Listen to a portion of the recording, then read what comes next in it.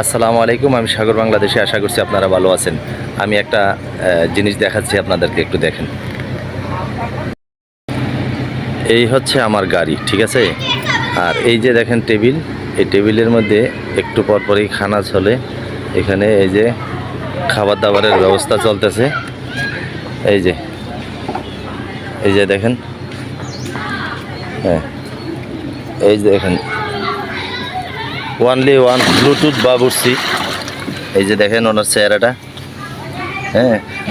এই 2 দিন ধরে উনি শুধু এই খাবারের কাজেই ব্যস্ত, আর শুধু পাকাইতেছে আর খাওয়াইতেছে। এই যে এখানে টেবিল বিছানো আছে সব।